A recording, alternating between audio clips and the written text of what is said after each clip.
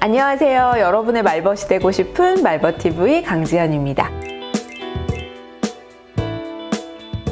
벌써 글쓰기 책으로 5주차에 접어들었습니다. 여러분 글쓰기 많이 하셨나요? 저도 매일 글쓰기 하고 있는데 이 글쓰기 습관을 만든다는 게 정말 쉽지 않다는 생각을 매일매일 하고 있습니다. 그래도 우리 그렇게 하루하루 쓰는 게 어디 가지 않을 거라고 생각하고 열심히 조금씩이라도 써보는 노력을 하면 좋겠습니다. 오늘 마지막 책을 소개해 드릴 텐데요. 150년 하버드 글쓰기 비법이라는 책을 가지고 왔습니다. 이것도 많은 분들이 좋아하셨던 그런 책인데요. 송숙희 작가가 쓴 책이고요. 글쓰기 코치로서 10년 이상 하셨던 분이 과연 여기에 어떤 비법을 담았을지 한번 들어가서 볼까요? 우리 업무적인 글을 쓰다 보면 누군가를 설득해야 될 일이 참 많잖아요. 그럴 때 여러분들은 어떤 걸 주로 신경 쓰면서 쓰시나요? 일단 내가 하고자 하는 이야기가 잘 전달되기 위해서는 나의 주장이 잘 드러나야 될 텐데요. 주장은 그것만으로는 힘이 좀 약하겠죠. 그걸 뒷받침할 수 있는 이유와 근거가 필요할 텐데요. 혹시 그 외에 또 다른 설득의 비법이 있을지 한번 보겠습니다. 이 책의 첫 부분에는 이런 내용이 나와요. 남부 캘리포니아 대학교 스파크스 박사가 힘있는 글쓰기라고 이야기한 4가지 원칙이 들어있는데요. 우선 첫 번째가 핵심을 주장해야 된다라는 이야기를 했습니다. 핵심을 처음에 이야기하는 게 생각보다 쉽지는 않거든요. 글을 쓰다 보면 자꾸 다른 이야기가 붙어서 내가 전달하고자 하는 핵심이 뒤로 숨어버리는 경우가 많은 것 같아요. 두 번째는 주장의 이유와 근거를 붙이는 건데요. 이유와 근거, 이 부분이 있어야만 내 주장이 좀 더 탄탄해지겠죠? 여기서 그치는 게 아니라 이유와 근거를 증명하는 것까지 우리는 해야 됩니다. 그래야 상대방을 설득할 수 있겠죠. 그 뒤에 한 번 더 내가 주장하고자 하는 핵심을 붙여주는 것. 그러면 힘 있는 글쓰기가 만들어진다고 말하고 있습니다.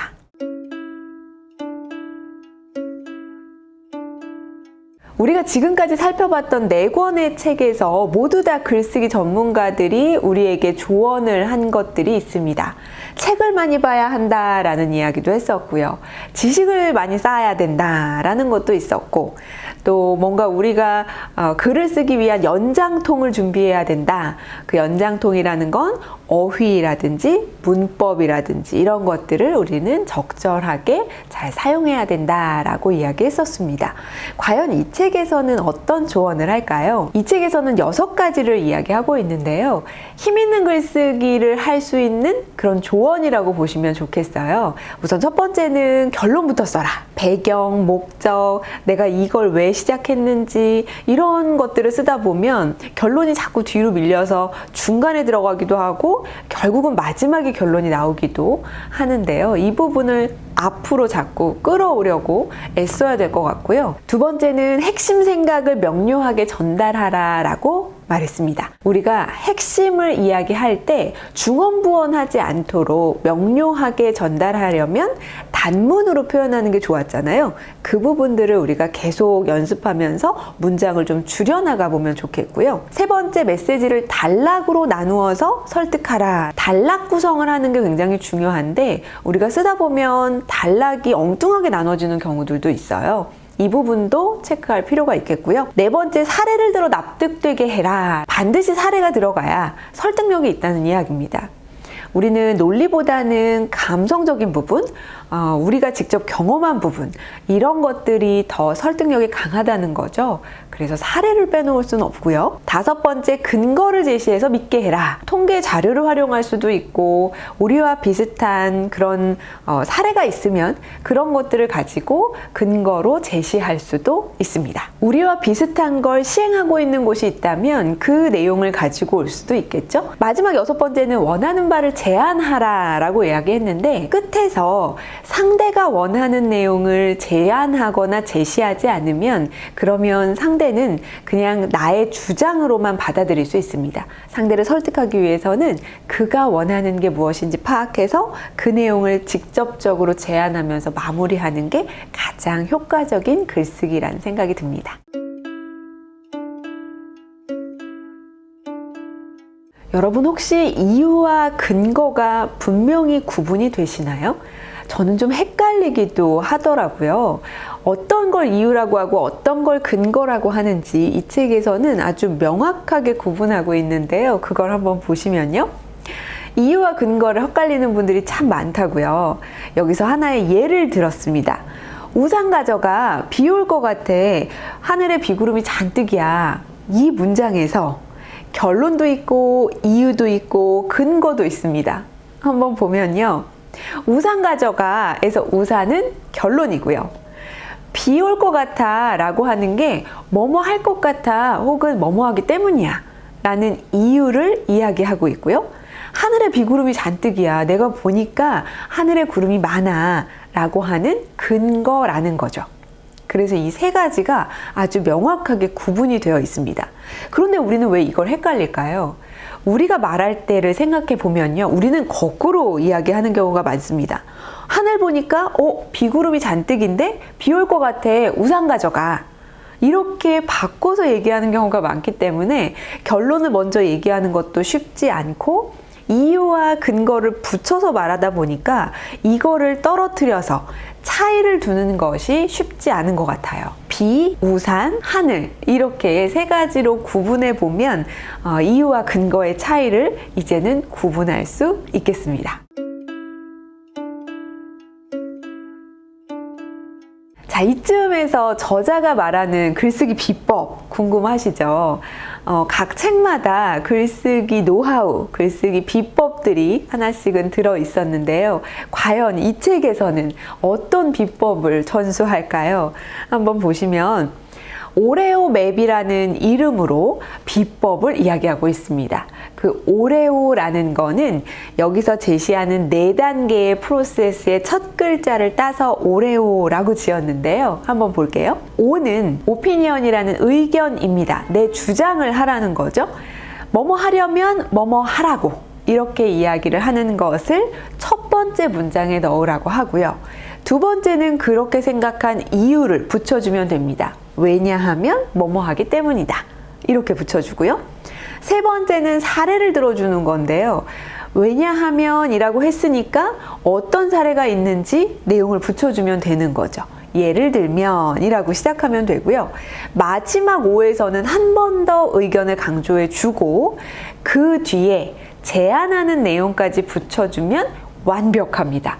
그래서 마지막은 그러니 이렇게 하려면 이렇게 해보세요 라고 제안하는 거죠. 그렇게 했을 때 상대가 원하는 니즈를 정확하게 파악한다면 매우 설득력 있는 글쓰기가 될 겁니다. 상대는 글을 끝까지 읽을 뿐만 아니라 내 의견에 동의하고 그 의견대로 일을 진행할 수 있도록 처리할 수도 있겠죠. 아주 좋은 결과를 낼 수 있는 글쓰기 방법이라는 생각이 들어요. 우리 이 4단계로 글쓰기 해보는 거 꼭 적용해 보면 좋겠습니다. 송숙희 작가는 하버드에서 글쓰기를 가르치는 비법에 대해서 연구를 했는데요. 거기서 제시하는 에세이 쓰는 조건이 5가지가 있습니다. 어떤 건지 한번 살펴볼까요? 그중 첫 번째는 한 번에 하나의 주제를 다뤄야 한다 이건데요.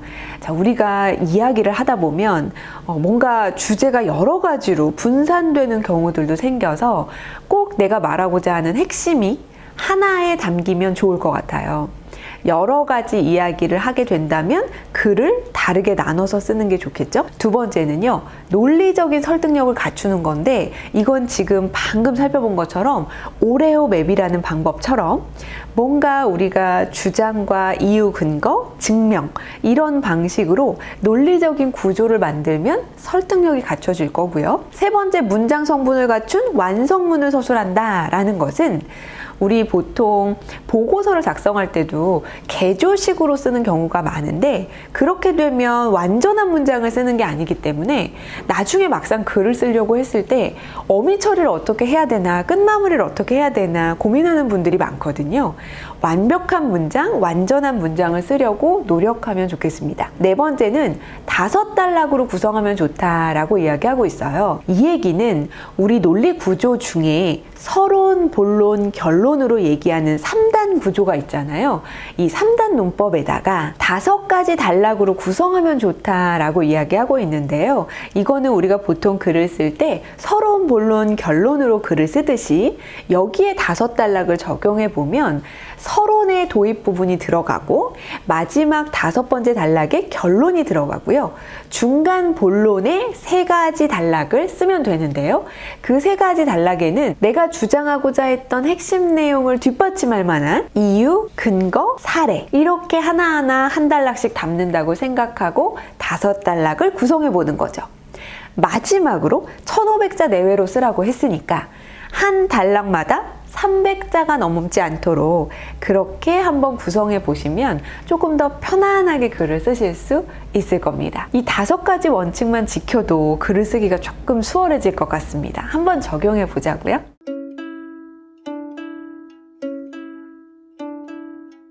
우리가 이렇게 쓴 글을 사람들이 집중해서 봐주면 참 좋을 텐데요. 그렇다면 사람들은 얼마나 집중을 할 수 있을까요? 여러분은 글을 볼 때 어느 정도 집중력을 발휘하는 편이신가요? 이 결과가 정말 충격적이더라고요.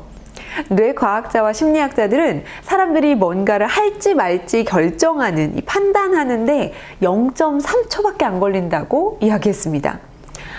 특정 웹페이지에 머무는 시간은 4.4초 정도라고 해요.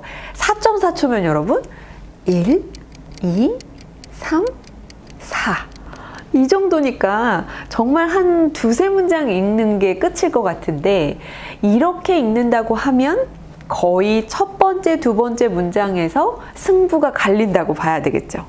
그래서 우리는 첫 문장을 정말 잘 써야 된다고 생각하고 여기에 그만큼 부담도 갖게 되는 것 같습니다. 그 뒤에 보시면 180초 동안 독자가 에세이를 다 읽도록 만들어야 된다고 하는데 우리의 집중력이 3분 정도 유지될 수 있기 때문이라고 해요. 그런데 그 밑에 또 보시면 구글 연구진이 찾아낸 요즘 사람들의 집중력은 단 8초밖에 안 된다고 하거든요. 저는 또 다른 연구에서 7초라는 연구도 봤습니다. 7초, 8초 정도의 집중력을 발휘하는 사람들이 계속 글을 읽게 하려면 정말 한 2-3문장마다 하나씩 우리 시선을 끌 수 있는 게 필요할 것 같아요. 그러려면 정말 재밌는 글들을 우리가 연속해서 계속 써야 될 텐데 이렇게 생각하면 너무 부담스럽죠. 그래도 우리한테 조금 희망적인 건 첫 문장을 좀 잘 써서 사람들의 집중을 이끌면 좋겠다. 여기서부터 시작하면 좋겠습니다.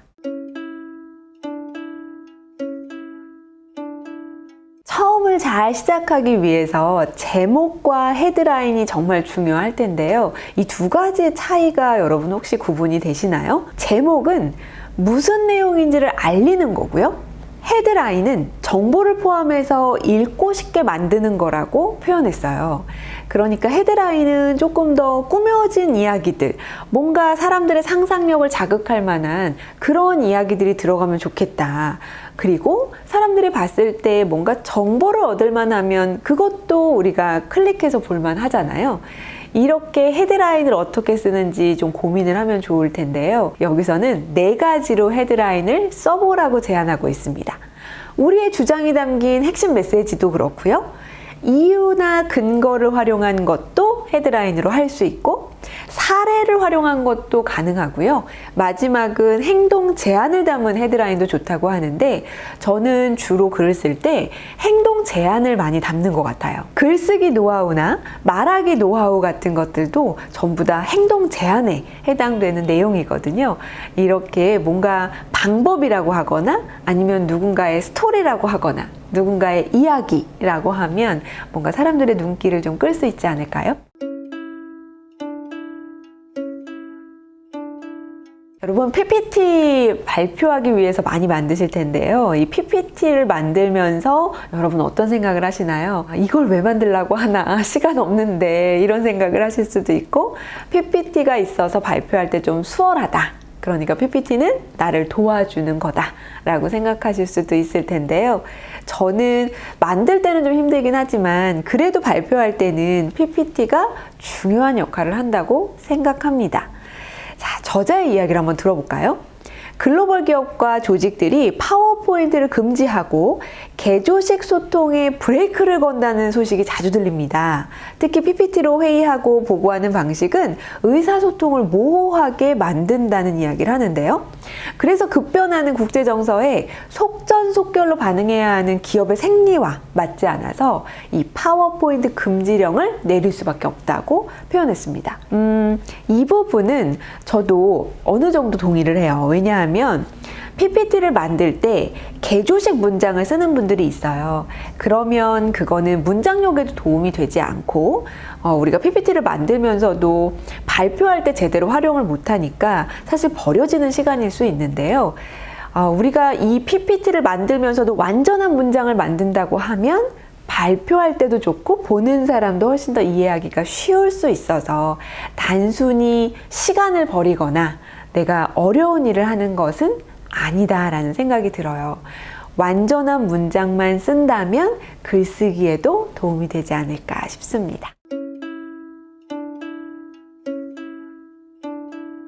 이제 마지막 질문인데요. 여러분 글쓰기를 한 후에 누군가가 여러분에게 피드백을 해준다고 하면 어떨 것 같으세요? 당연히 도움되는 이야기도 많이 들을 텐데요. 또 마음 아픈 이야기도 좀 듣게 되겠죠.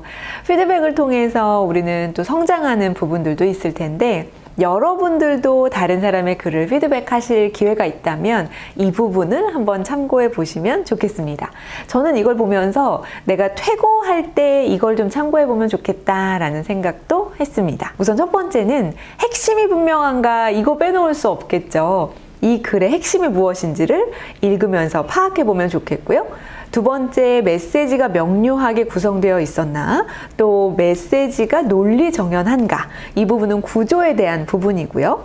설득력 있게 단락이 구성되었나 라는 부분도 아까 우리 단락 구성도 중요하다고 이야기를 했으니까 정확하게 나누어져 있는지 한번 살펴보시고 문장 표현은 적합하고 흥미로운지 스토리텔링이 잘 돼 있는지도 한번 같이 보시면 좋겠고요. 거론된 팩트는 확실한가? 라는 부분 요즘 중요하죠. 팩트 체크 해봐야 하겠고요. 예민한 내용이 있는지, 이 부분에 문제의 소지는 없는지 꼭 확인할 필요가 있습니다. 요즘은 내 입장에서 전달을 한다고 해도 누군가에게는 문제가 될 수 있기 때문에 우리 이 부분은 좀 예민하게 체크해 보면 좋겠고요. 마지막 분량은 적당한가 이것도 꼭 체크해 보시면 좋습니다.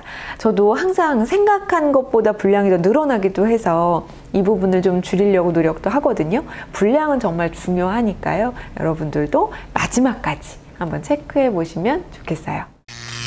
자, 오늘 이 150년 하버드 글쓰기 비법 책을 한번 살펴봤는데요. 굉장히 다양한 글에 적용할 수 있는 방법들인 것 같아요. 여러분, 오레오 맵 이거 우리 한번 기억하면서 핵심, 이유, 근거, 증명 다시 한번 핵심 반복하는 거 이것만 머릿속에 넣어보면 좋겠습니다. 자, 이렇게 우리 글쓰기 책 5권을 살펴봤는데요. 그만큼 우리의 글쓰기 실력도 쌓였으면 하는 바람이고요. 우리가 이렇게 살펴본 것처럼 차분히 앉아서 같은 시간에 같은 장소에서 글을 쓰는 노력도 한번 해보면 글쓰기 습관도 좀 잡히지 않을까 싶습니다. 오늘 내용이 도움이 되셨다면 좋아요와 구독 부탁드리고요. 알림 설정 해두시면 편하게 보실 수 있습니다. 저는 다음 주부터 습관에 관련된 책으로 다시 찾아뵙겠습니다. 고맙습니다.